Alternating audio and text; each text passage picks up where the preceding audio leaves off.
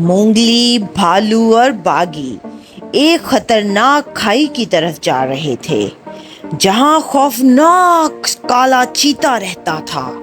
جیسے جیسے وہ اس علاقے کے قریب پہنچے، ہوا میں تناؤ بڑھتا گیا اور پرندے بھی اس جگہ کے قریب اڑنے سے گریز کرنے لگے۔ کالے کی موجودگی نے پورے جنگل پر خوف کی چادر تان دی تھی۔ باغی نے دھیمی آواز میں کہا، کالا کوئی عام چیتا نہیں ہے مونگلی، وہ چالاک اور بے رحم ہے۔ تمہیں اس شکست دینے کے لیے اپنی عقل مندی کا استعمال کرنا ہوگا۔ مونگلی نے سر ہلایا اور خود کو اس چیلنج کے لیے تیار کیا۔ جب وہ کھائی کے کنارے پہنچے تو کالے کا سیاہ سایہ چٹانوں پر گھومتا ہوا نظر آیا۔ اس کی چمکتی آنکھیں ان پر جمی ہوئی تھیں۔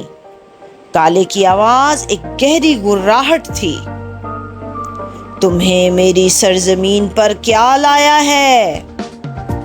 بھالو، اور یہ نوجوان لڑکا کون ہے؟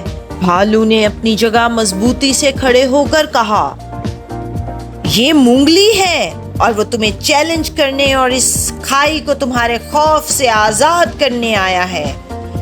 کالا ہنسا اور طنزیہ انداز میں بولا، ہا ہا ہا، یہ لڑکا مجھے چیلنج کرنے آیا ہے، یہ تو دلچسپ ہوگا۔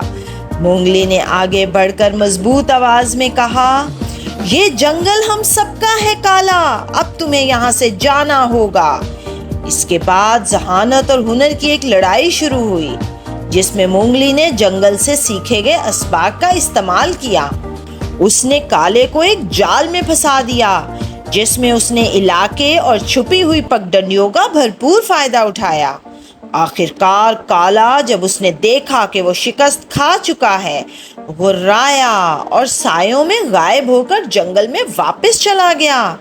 مونگلی فتح یاب کھڑا تھا، گہری سانسیں لیتے ہوئے۔